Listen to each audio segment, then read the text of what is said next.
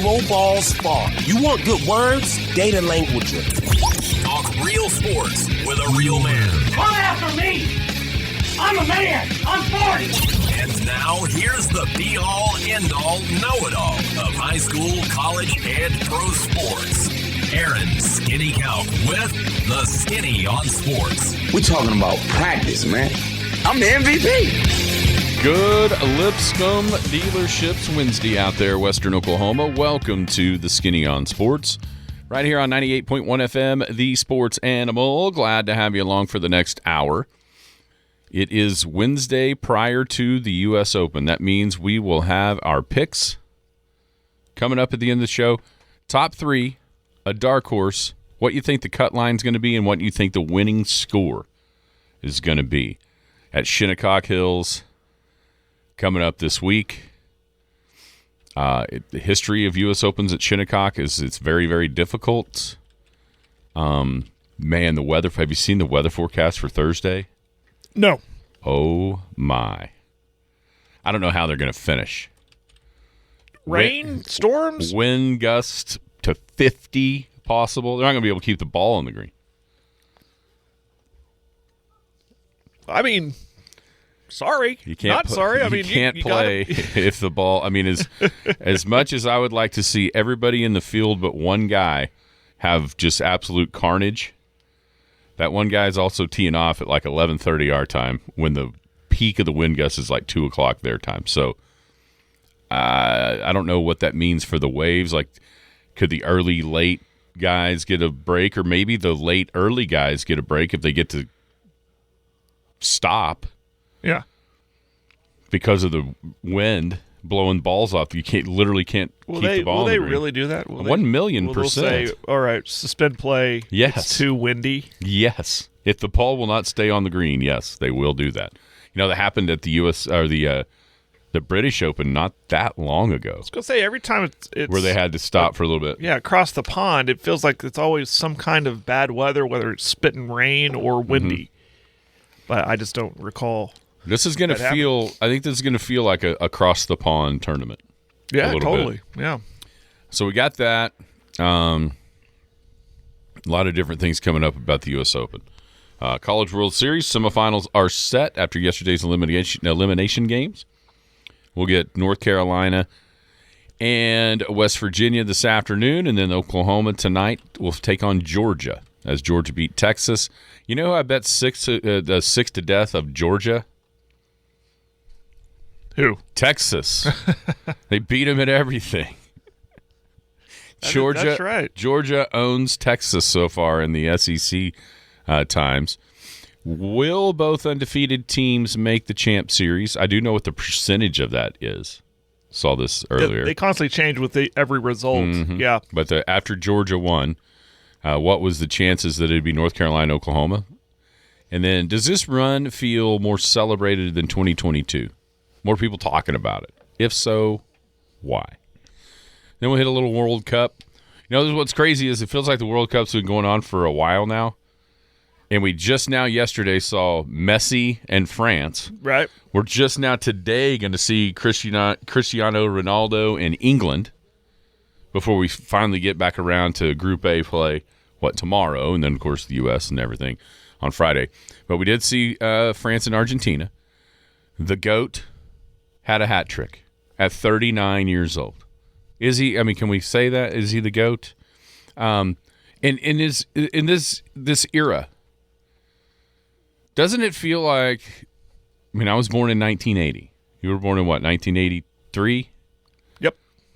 Doesn't it feel like we've seen the GOAT in like 5 different sports in our lifetime? And is that odd?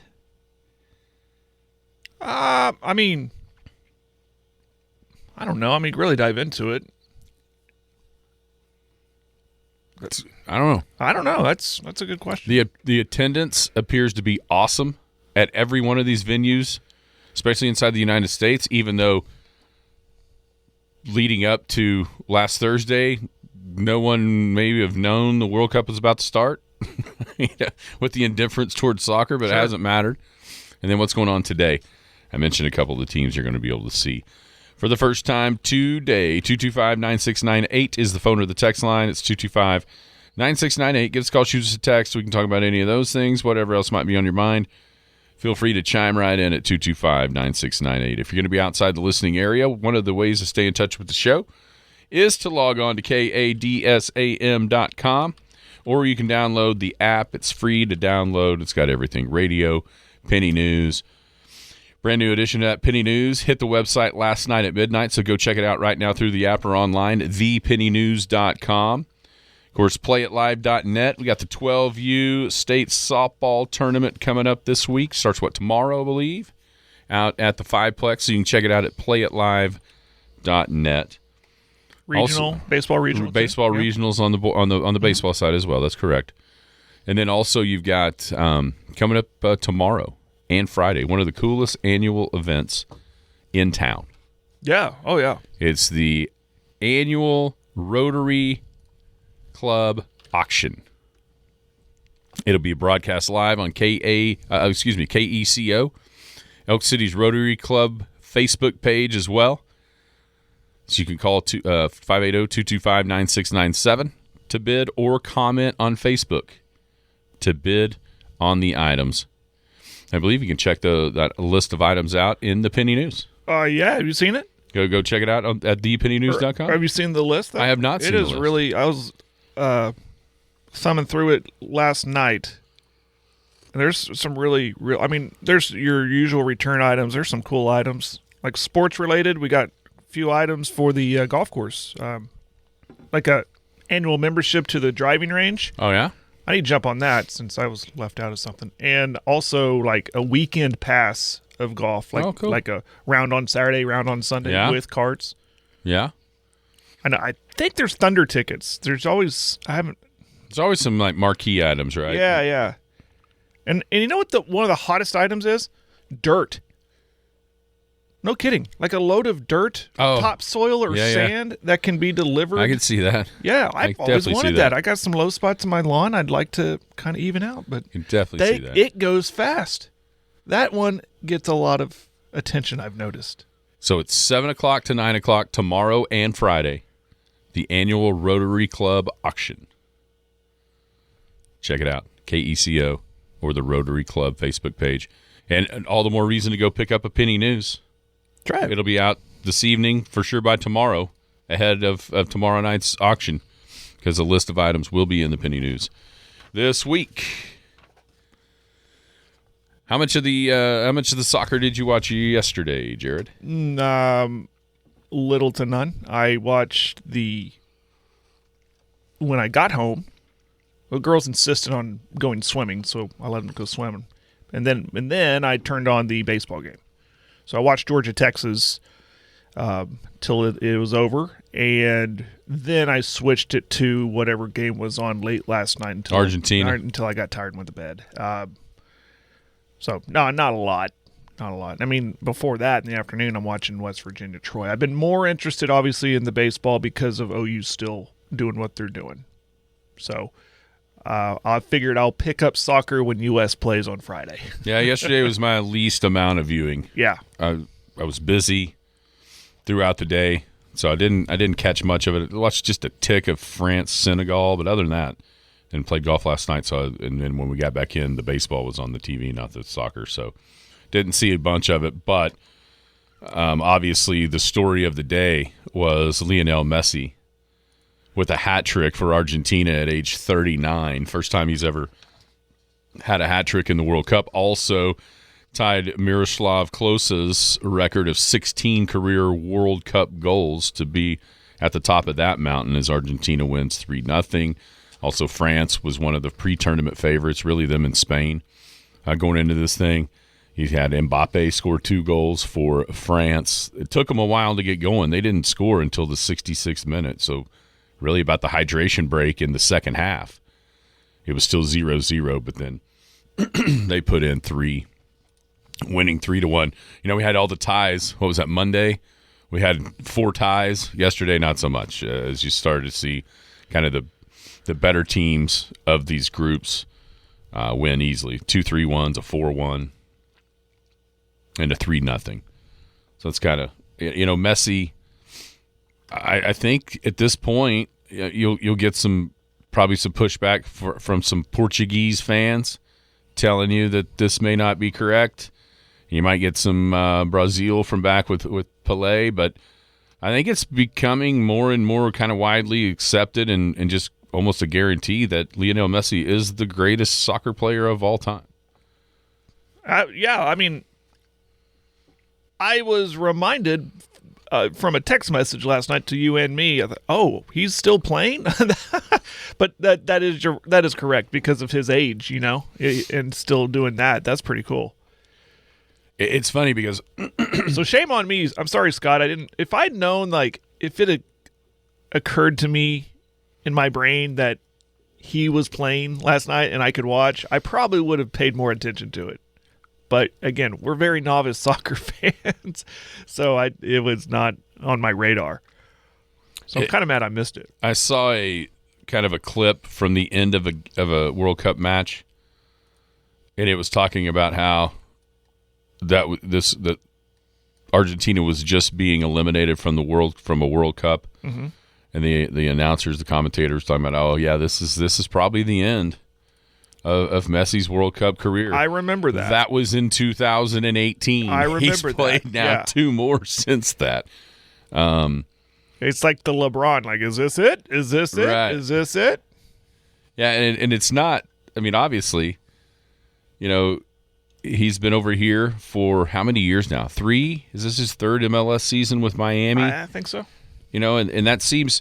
I wonder how much that coming to MLS, it not being nearly as, I don't know, what's the word? Well, it's not as prestigious for sure in America like it is across seas or down south. What I'm saying is maybe making that move to MLS and not having as much strain to win physically, mentally, like it would have been if he would be over at Barcelona or wherever, has actually freed him up a little bit to stay in shape, sure, but more geared toward his Argentine national team as opposed to, going through the rigors of a Serie A or whatever season if he was over there somewhere in Europe playing on one of those high-powered club teams. So the lesson is that we need to learn from this is when you're at the end of or your supposed end of your career, you move to Miami, get on the Miami diet, live the Miami lifestyle, and you'll be good to go, right? That's certainly what it appears to me. He's figured it out. It certainly looks like that is correct with what Lionel Messi has going on. It's cool. I mean, it is cool. I asked earlier about seeing the GOATs. Yeah, so you alluded to it. 5 of them. Oh, I'm just guessing. He's being like one of them. MJ, Michael Jordan. Of course, we'll have our arguments for LeBron. I'm going through the list in my head. Greatest of all time. Well, MJ. I said MJ. Gretzky. Messi. If you want to put, I think a lot of people would say Tom Brady. Yeah. Would be there. Hard to argue with the rings. And I think a lot of people would say Tiger. Yeah. You'd have, I mean, yeah. There's always going to be debate about who's the greatest player of all time. You know what I'm saying? Sure. But even outside of maybe Gretzky and MJ. But even then, there's people that will debate that LeBron is better because of he holds basically every record there is for a career. And so whether or not, some people just dismiss that entirely, and I get it because of, MJ's got the rings and all, but there still is a little bit of debate. Like, I don't even know if anybody even debates about Gretzky. It's like, okay, yeah, well, he's obviously the best hockey player of all time. And when you start looking at cups and stats and that kind of thing. Yeah. And also, if you want to go even further down the list, I think Serena Williams is definitely in the running as the GOAT, and pick one of the 3 tennis guys. Yep. Federer, Nadal, or Djokovic, And even back to Sampras. Well, I think we're very lucky to be living in this time to see all this greatness because there's been so many great players before. So that's sports. If you have no goals, then what are you doing? The goal is, okay, I want to get this many wins. I want to get this many majors. I want to get this many rings because that's what he did before me. I've got, I personally think it's what drives LeBron to continue to play because he has this competitive drive to be better than Michael Jordan. There's nothing wrong with that. If you don't have a drive or a goal, then what are you doing in sports? So we've had so much greatness like Babe Ruth and Michael Jordan and so many great golfers. But I think that, again, why we're fortunate to be living in this time to see all this greatness in our lifetime. Yeah, I mean, and it feels different. Like, I guess probably in the 70s, you might have been able to make a list like this, and it's just been surpassed. Even here on the text line, great points about Olympians. Michael Phelps, Usain Bolt, and Simone Biles. All right there. I mean, definitely, if not guaranteed to be the best, certainly in the conversation of the greatest Olympians of all time at their certain disciplines or sports. I just think it feels odd to me to have all of that at once, like we have across multiple sports. And maybe it's just like the prisoner of the moment, the recency bias, and it was like that for every generation. But this feels different to me. And the attendance has been awesome. Those atmospheres in those stadiums. I can't wait to see Dustin this weekend because he went down to Houston. Ask him about it, what it was like being there. But it sure looks like a blast. Yes. Inside, outside, all the way around. You know what I mean? Well, these fans have traveled well from wherever they're coming from, which we've gone on and on about how cool that is to see. Freddie turned down did you see what he turned down last night? No. A private jet ride to Oklahoma City. Why would he turn? He wants to drive. Because he wants to drive and see the terrain. That's cool. Yeah, that's tonight. No, it's tomorrow night. Ella Langley's tomorrow night. That's tomorrow night? I think it's tomorrow night, the 18th. So he's in Galveston. He was in Galveston yesterday, bummed out because it was raining. I saw that. Yeah. He won the swim. Wanted to get somebody offered him a private jet. He's like, no, thank you. We want to drive. Well, that's cool.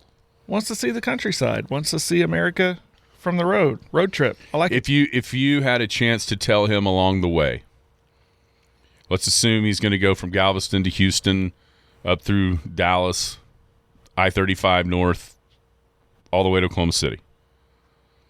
If you had one recommendation of a place for him to stop and either check something out or eat something in Oklahoma, what would you say? Driving up 35 in Oklahoma, stop to eat. Or stop to check it out. Or check it out. My mind's racing on 35, what you could see.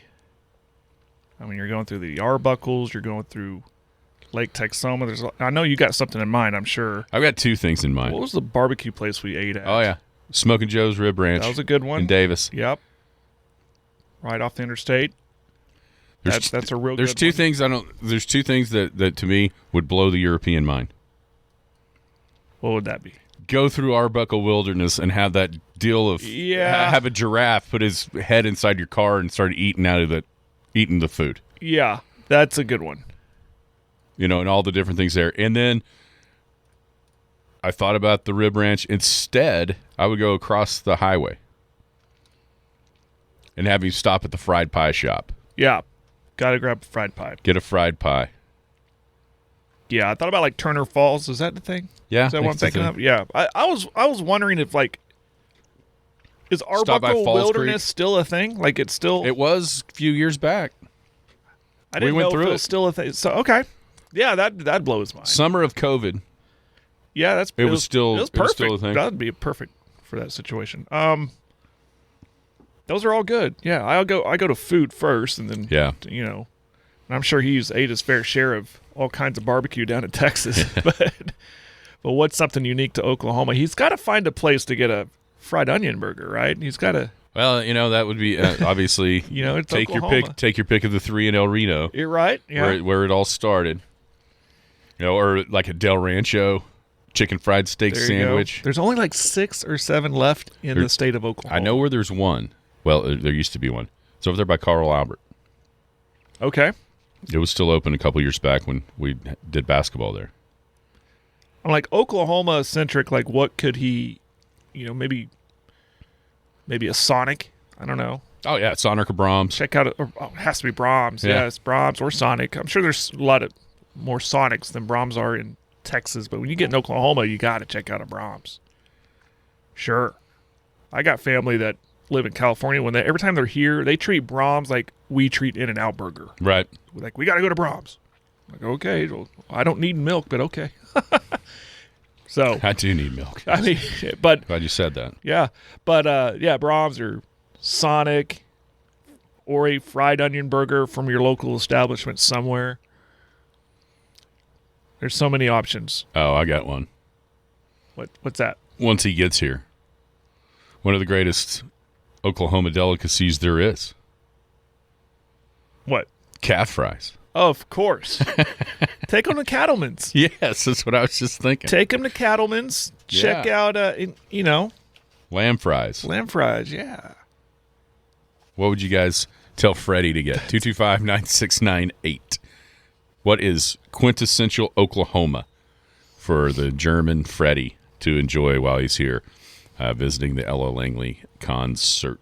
All right, let's see. What time is it? Let's go ahead and talk about yesterday at the College World Series. West Virginia bludgeoned Troy 12-0. So the Mountaineers are into the semifinals. They'll take on North Carolina in the first game today. And then last night, Georgia knocks off Texas. 2-0 was the final score there as the Bulldogs eliminate the Longhorns, and now they move to this evening's matchup against Oklahoma in the national semifinals. 1 o'clock for North Carolina and West Virginia, 6 o'clock for Oklahoma and Georgia. I think pre-tournament, if you'd have said one side would be North Carolina and West Virginia, probably have a bunch of people that would sign off on that. Mm-hmm. I think on the other side, if you said it was OU and Georgia, I think a lot of people would have said, well, yeah, Georgia's there.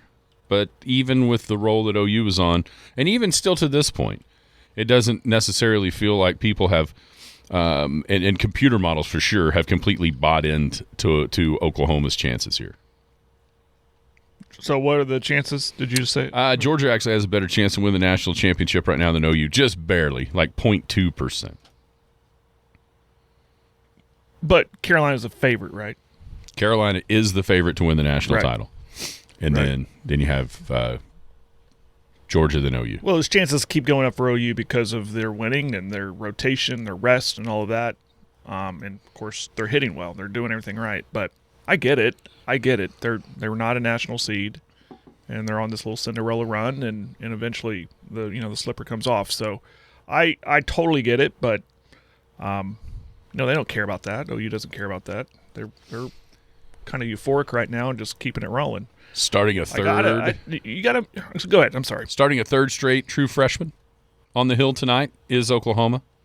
Wesloski against the Georgia Bats.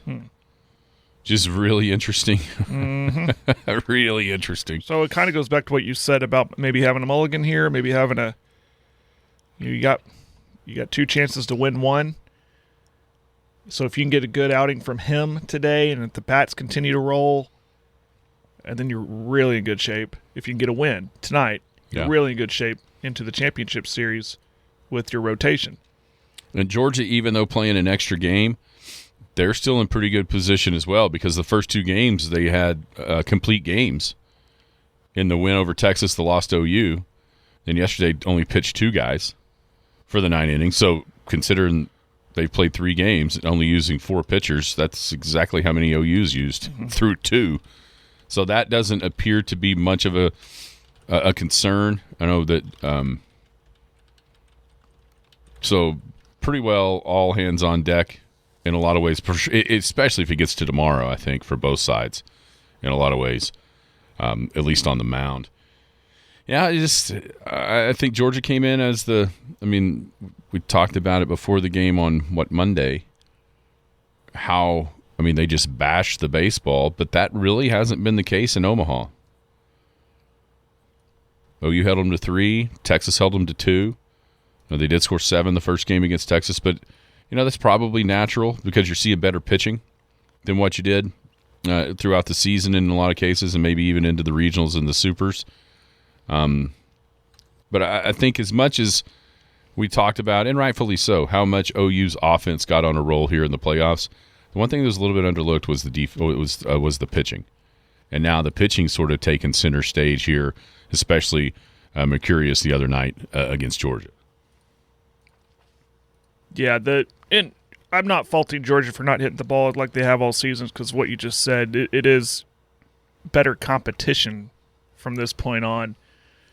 I do like 2-0 wins, something like that. Like last night's win, it just keeps you at the edge of your seat. And I mentioned earlier, I liked how OU won that game against Georgia the first time around. It wasn't, an onslaught of offense. It was kind of the opposite with defense shutting them down.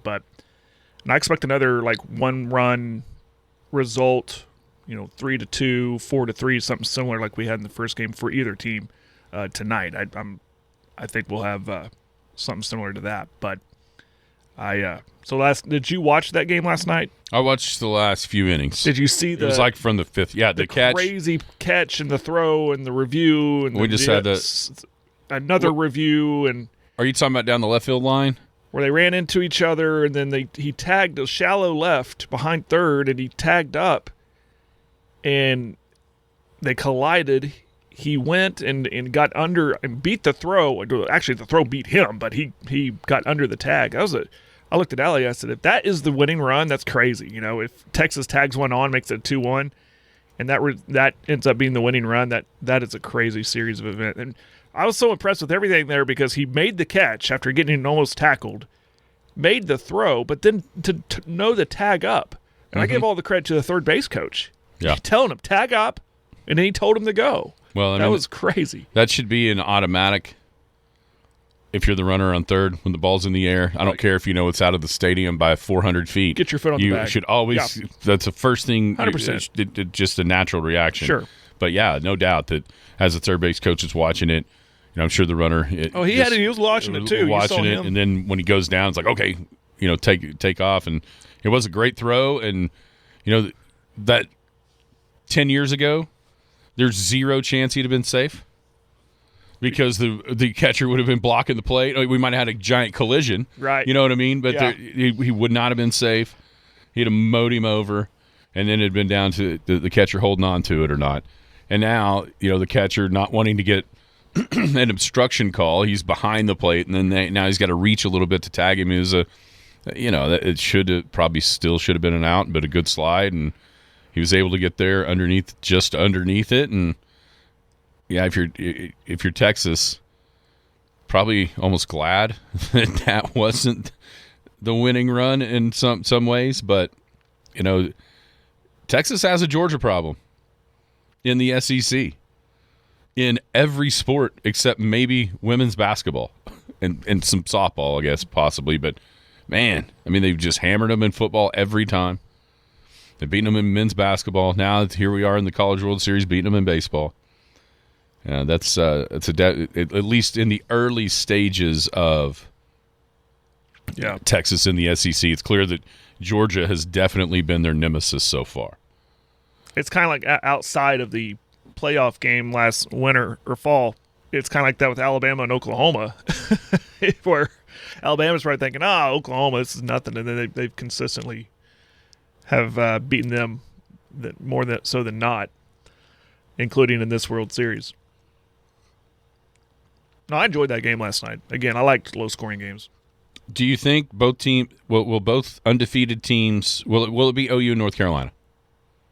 I got a good feeling about OU to win at least one of these, of possibly next two.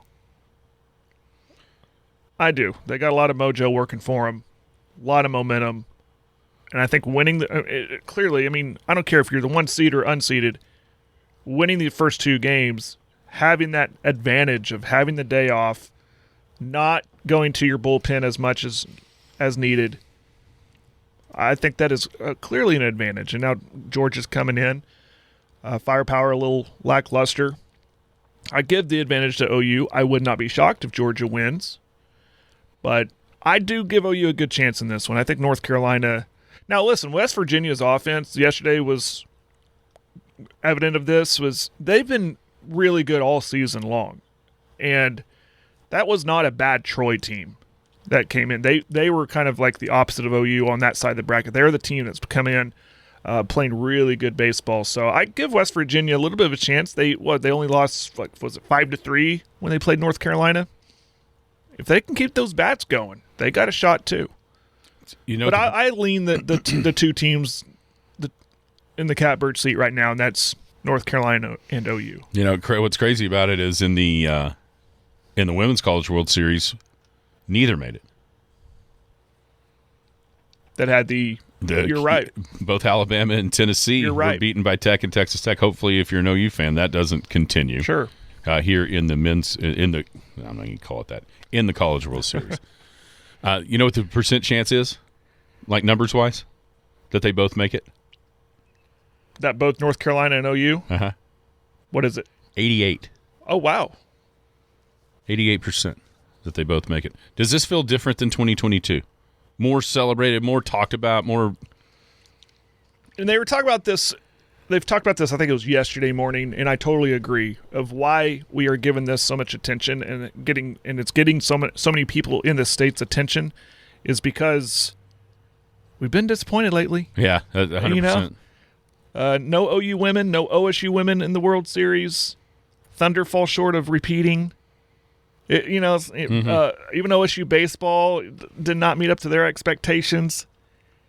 And I've even seen some OSU fans and followers go, man, I kind of like this run that OU, they're kind of hard not to root for. I like Willits. I like these guys. I like Johnson.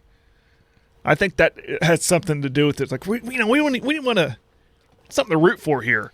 And I still say that the way that college baseball is, people around here are more old school. People around here, even though they love OU or OSU, whatever sport it is, they do get a little bit perturbed and a little annoyed at the situation surrounding football or basketball with the money and the NIL. This feels more purely collegiate at this level. Yeah. And I think that's why people are starting to gravitate toward it. And I really believe that if things continue on the track that they are Major League Baseball-wise going into next season, and who knows if there will be one, college baseball has a chance to kind of gain some footing in the sporting landscape here, especially if the product continues to be the way it is, and without Major League Baseball even being around with a work stoppage, and how much that upsets people as well. I think college baseball has a chance here to get a little bit of the spotlight. I've always enjoyed watching the College World Series, and now it's really, really fun that OU's in it. Mm-hmm.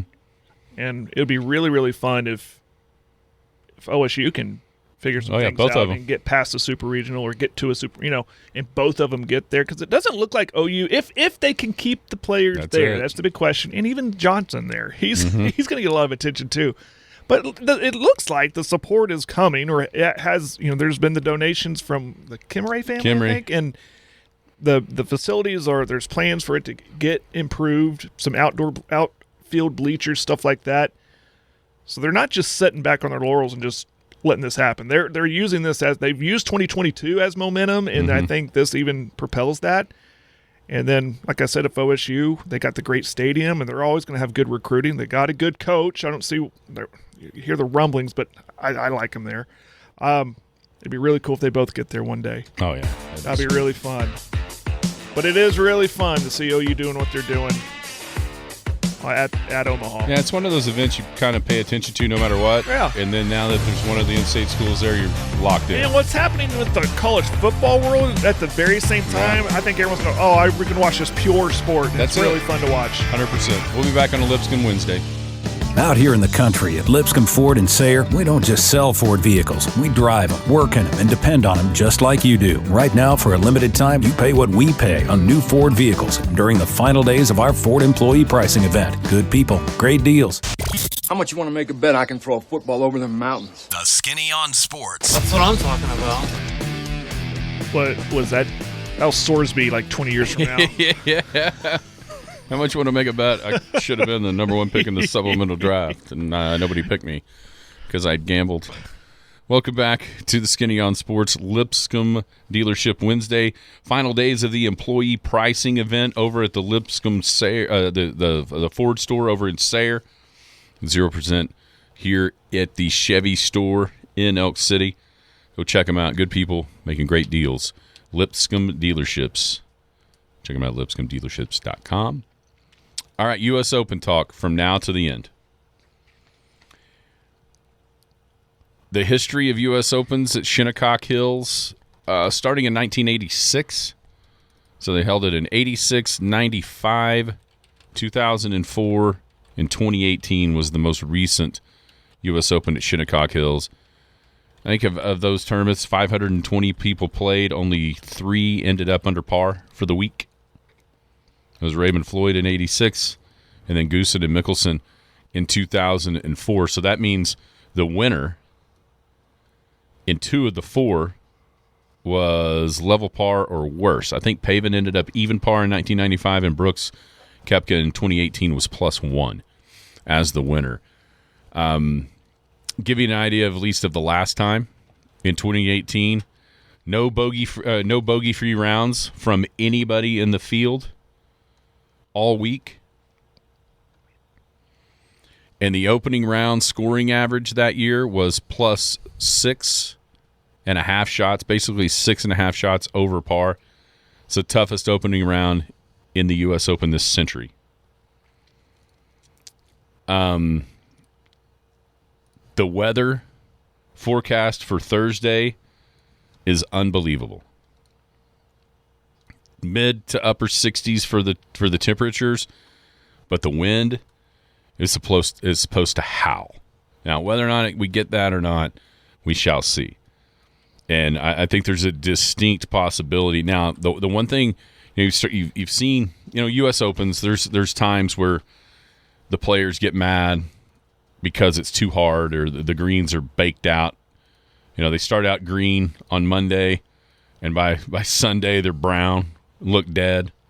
I remember in the 2004 U.S. Open, one of the guys that played at Southwestern that year was Heath Myers. Well, it turns out Heath's brother-in-law was Charles Howe III, so he was there. And I remember him coming back to being like, "Dude, those greens were dead on Tuesday." It just how hard they wanted the conditions. Yeah, they've clearly not done that. You're seeing videos of of guys watering all throughout the first couple of days during these practice rounds. There's talk of watering in between the waves on Thursday and Friday, and as much as, if it starts blowing 50 and the ball won't stay on the green, they're going to have to delay play. But I do believe that the USGA, a big part of why you're seeing those videos is because they're trying to prepare as much as possible for that and for it not to affect or delay play. I saw Xander, a couple different guys talking about how right now it's gettable because it's so soft, and I think the reason why it's so soft is because the preparation for what could be coming tomorrow wind-wise. And I mean, I'm serious when you see the forecast, it's like 20 to 25 consistently with gusts up to 50 in the early afternoon. That's even windy for here. Yeah. I was joking earlier, like, oh, too bad it's going to be windy. Well, we're used to wind, but not like every once in a while we'll get gusts like that, but that's crazy. I mean, would it be awesome to have to see those guys deal with that? Because everybody listening to the show that plays golf in Western Oklahoma has played golf in conditions similar to that. Yes. Yes, it would be totally. Where the wind's blowing 25 and there's gusts in the 40s. Everybody just, for whatever circumstance, you've done it. And you always wonder, these guys, a lot of times on tour, the wind is blowing out there, and they show the graph, and it's like 12. Like, okay. Yeah, really? Get you some 30 or 40, and we'll see if that forecast materializes. In a lot of ways, I hope it does, and that they have prepared for this, and we get to see. Because the thing about it's not necessarily for me to see them struggle or to see a bunch of carnage, that kind of thing. I want to see them get creative, like people out here are forced to do. I've said that before. I think it was before the Masters. I said something similar to that. Is I put myself, okay, you know, I do it a lot. I get into the second cut, or I'm in the rough or something. Okay, how would Rory get out of that? You know, how would Rahm get out of that? You know, when you see them get in those situations, that's what I like to see. So you probably will see a lot of precarious situations this week because of the conditions, and that does make it a little bit more enjoyable to watch. Like, oh, they are human, you know. They're in the bunker too. How does he get out of that? So I do. That's why I like these conditions. You know, for years the U.S. Open was thought to be the accuracy major because of how penal the rough would be, not only on the fairways but also around the greens. In recent years, that has not been the case. So from 2006 through 2015, the average driving distance, like rank of the winner of the U.S. Open, was like 29, which is pretty low. I mean, if you looked at the others, it's going to be way better than that. You guys hit it further, you know what I'm saying? Mm-hmm. But since 2016 through 2025, the last 10, it's been 9th. Now, those might be skewed a little bit because Bryson's won twice and Brooks has won twice. But I also wonder if does it have to do with, the USGA in that time sort of tried out some different golf courses that maybe weren't usually in the U.S. Open rotation, and that led to a little bit of that bomb it and gouge it out type play. Whereas now, these last 2 years, back to Oakmont, the normal U.S. Open, and you get J.J. Spawn, which is he hits it fine, but he's not considered like a bomber. Right. And now here at Shinnecock Hills, same way. I mean, you looked at the winners. You had Raymond Floyd, who was known for his chipping and pitching ability around the greens. Corey Pavin, obviously known for that. And then Retief Goosen hit it, but also was a phenomenal putter. And you go back and watch that final round of 2004, my gosh. It was ridiculous, the putts that he made. But then you get to Brooks. The last time it was here, more of a bomb and gouge type guy. So hopefully that trend doesn't necessarily come to Shinnecock Hills, even though it would tell you that it did last time. Let's see. I mean, I think with the difficulty around the greens, the weather that's forecast, and I think your attitude and your mindset going in, and your ability to handle bad breaks. Right. I think that's going to be huge. And listening to some different guys, last year at the U.S. Open, Tyrrell Hatton talked about how much the U.S. Open is an advantage mentally for him. And people are like, what? What are you talking about? He goes, I'm this way every week. These guys are losing their minds in the U.S. Open, so they're like on my level now. Yeah. And I thought that was a pretty funny way and pretty good way to kind of look at that.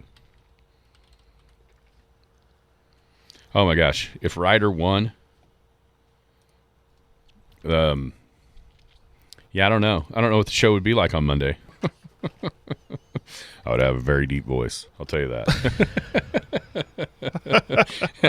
I've been told that that's the telltale sign.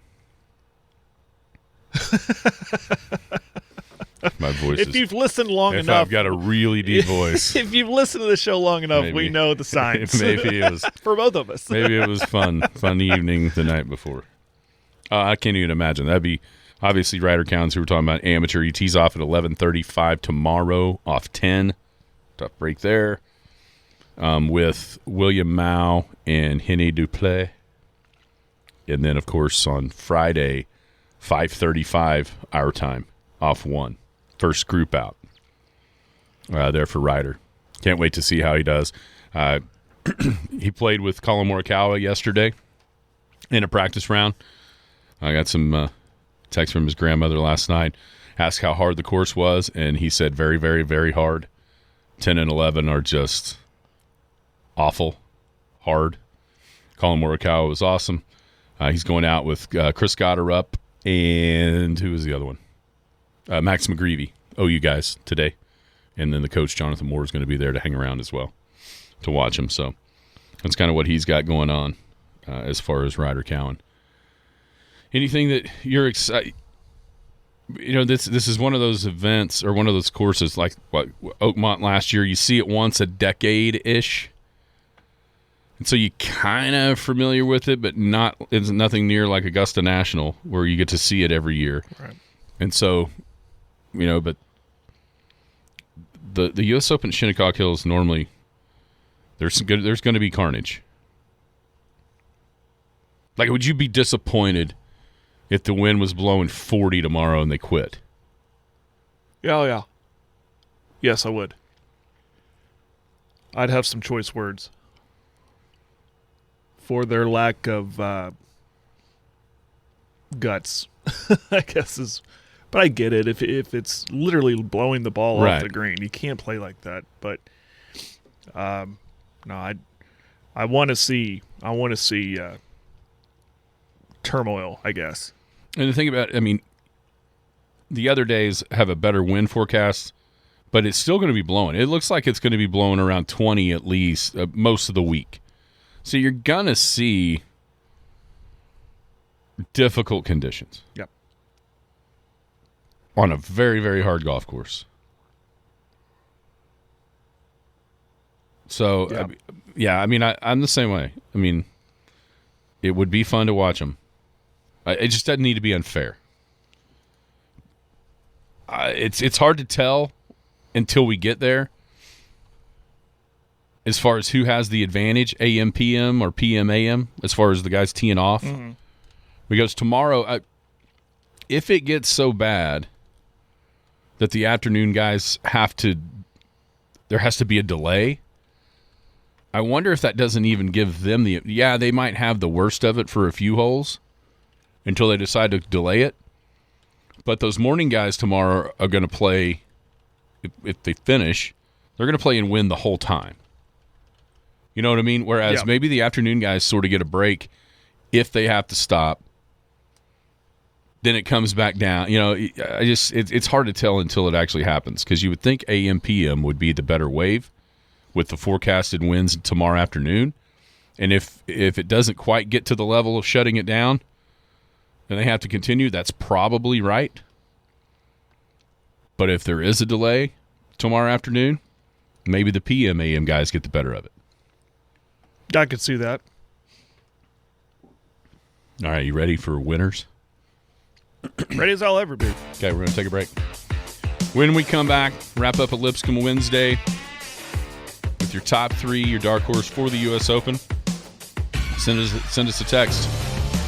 225-9698. Also, what the cut line will be. What's the winning score going to be? Skinny on Sports, wrapping up a Lipscomb Wednesday next. At Lipscomb Chevrolet GMC, get 0% financing and discounts on any of our new Chevrolet Silverados and GMC Sierras in stock now through the end of the month at Lipscomb and Elk City and LipscombChevroletGMC.com. Good people, great deals since 1979. The Skinny on Sports. Welcome back, Skinny on Sports, wrapping up a Lipscomb Wednesday here on 98.1 FM, the Sports Animal. 126th playing of the U.S. Open Golf Tournament is coming up starting tomorrow. Shinnecock Hills, Southampton, New York. one of those classic U.S. Open courses, and it starts tomorrow. Our man Ryder Cowan playing as an amateur. He'll tee off at 11:35 tomorrow, our time, off number 10. Then Friday, 5:35 in the morning, our time, for his second round is the scheduled tee times. All right, Jared, as we do for every single major, we will pick our top three, a dark horse. This time I'm adding in the cut line and the winning score.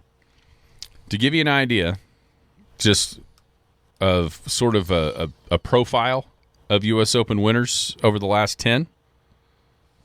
So of the last 10 winners, every one of them been in the top 25 in the world golf rankings. 8 of the 10 had a previous U.S. Open top 25. 8 of the 10 were top 10 in the previous 2 majors. 8 of the 10 had a top 12 in their previous 2 starts. There are 7 guys that fit that description going into this year's U.S. Open. I'm not going to tell you who they are. Okay. Because that's sort of how I picked. Let's see. None of the previous 10 winners had played this tournament 10 or more times, but 7 of the 10 winners had played it from 5 to 9 times going into their U.S. Open win. All right. So, having said all of that, you want to start with cut line, or you can start with players? Your show. All right. Who's your dark horse? My dark horse. I gotta stay with Bryson DeChambeau. Ranked 32. Bryson DeChambeau. Yeah, 32 in the missed cuts in both majors so far. He has. I think his power can overcome a lot of things with these conditions, and I like to play the probability card. So I think he makes the cut and makes a run at it. He's a two-time U.S. Open winner. Yep, that's my guy. Who do you got? My dark horse is Sam Burns. Sam Burns is like 28th in the rankings. He also fits that criteria that I just rattled off there earlier. And Sam Burns tied 9th in 2024, tied 7th a year ago. If I remember right, didn't he have the lead going into the final round last year? Or he was right around it. His name, yeah. 30th, by the way. Yeah, so I knew that he was below. So I've got Sam Burns as my dark horse. Considered Reed. I considered Hovland, but Hovland's iron play in this kind of conditions. I know he himself have said I played at OSU, man. I'm used to win, but he's kind of fallen off just a little bit. So I'd be scared of his short game. Yeah, that too. So, and then Reed has been playing somewhat better, and he's right there at 27. But I'm going to go with Bryson. Okay, third place. Johnny Rahm. I got John Rahm. Just he's been playing well, and won it in 21. Not here, but won the U.S. Open in 21.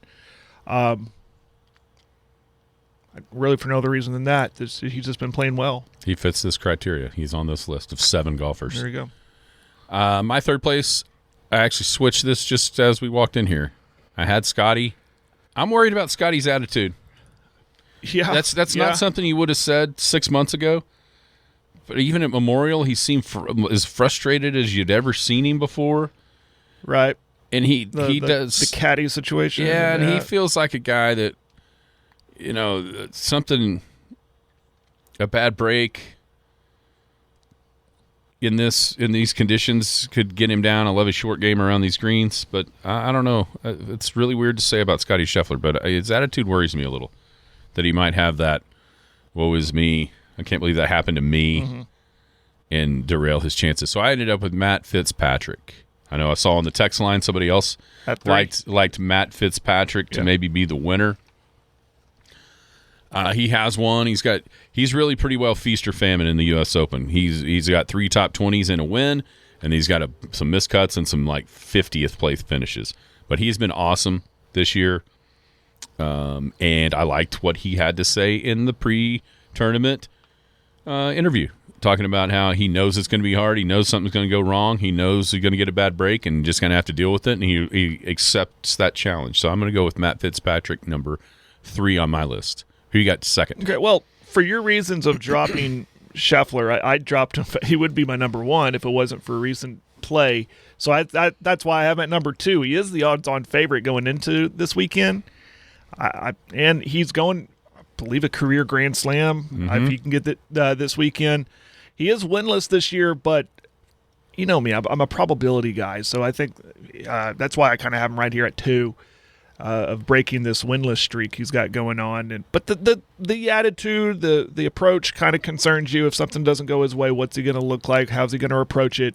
React to these conditions. But his iron plays really kind of fits really well with these conditions too. If he hits them, that's been his kind of his ball striking with those irons is really good, and so. But he would be my number 1 if it wasn't for things that you've said and him not winning lately. So I'll put him at number 2. I've got Russell Henley number 2. He just feels like a U.S. Open guy. He came back and won down at Colonial a couple weeks ago. Good ball striker, good putter. Tied 7th, tied 10th the last 2 U.S. Opens. So I've got Russell Henley at number 2. Who you got winning it? I'll go with Rory. Rory in this one. Because of, I think he can play in these conditions because he's been around these conditions growing up. That's on top of him playing really good, conditions or not, but he's been playing really well, obviously with the Masters and everything. So I'll go with him. He's actually, according to Vegas, I go there a lot too to see what are the odds here.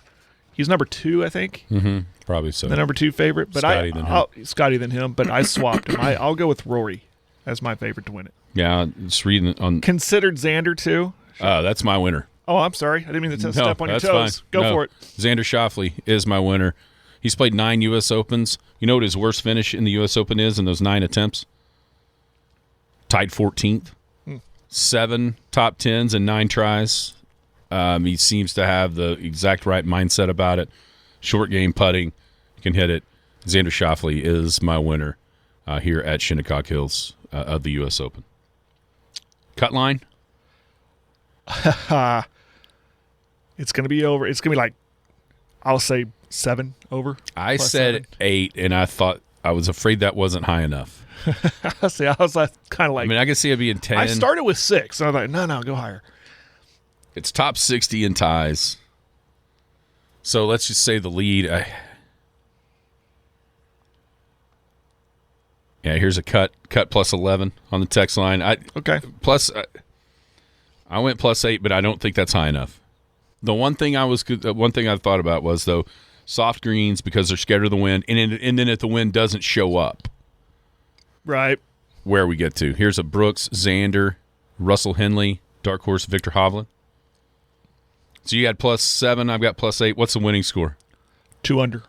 Ooh, you went under par. I did. Listen, these guys are still professionals. With everything I said, like I want to see them struggle, and because I struggle every time I play golf, so I want to see how they do that. But they're still professionals. I think the professional who wins this thing is going to play really well to get to 2 under, which you're going to have to do, play really well in these conditions, and 2 under is going to be pretty damn good, considering everything you said about the weather. So I'll go 2 under. I went plus 2. Oh, okay. 2 over. We got plus 1. We got even par on the text line. I went plus 2. I think we see some things on Sunday. You know, the last time this was played at Shinnecock, Tommy Fleetwood finished like 3rd. He shot 75, 66, 78, 63. I mean, you want to talk about roller coaster. Also, the last time you go back and look, the Saturday round, Ricky Fowler, especially at that point, was probably the best player never win a major, and he had played really well in some majors in through there and had chances to win and just didn't quite get it done. You go back and look at his 4 rounds at Shinnecock Hills. On Thursday, Friday, and Sunday, his strokes gained was like plus 16 to the field, which is phenomenal, winning stuff. But he shot 84 on Saturday and was like a minus 9 in strokes gained. And I think that's what this place can do. If you get it going wrong, you get on the wrong side of the weather or the wind, or it just more importantly, I think just yourself. that one 9-hole stretch out of 72 holes can bury you. And that's what happened to Ricky. I mean, this is one that he probably, for all intents and purposes, probably should have won. But just cratered on Saturday so bad that it took away the great play that he had in the other 54 holes. I can't wait. U.S. Open, definitely my second favorite major behind the Masters. I think a lot of people here would put it number one, even over the Masters, just because of the usual difficulty of the golf courses and such. But it all starts in the morning. 5:35 our time, first tee time. Out at Shinnecock Hills. This is it for you this week, Jared. Yes, I'll be out tomorrow and Friday. I'll be back with you on Monday. Have a safe trip. I will. Enjoy the Sphere. I will enjoy it. I'm looking forward to that. Heard a lot of cool things about it. I have a full report on Monday. Everybody have a great... I might have a deep voice. Everybody have a great Lipscomb Wednesday. You've been listening to the Skinny on Sports podcast with Aaron Cow. Be sure to hit that subscribe button to get alerts of when the latest podcast is available. Thanks for listening. That ball is blistered to right. Way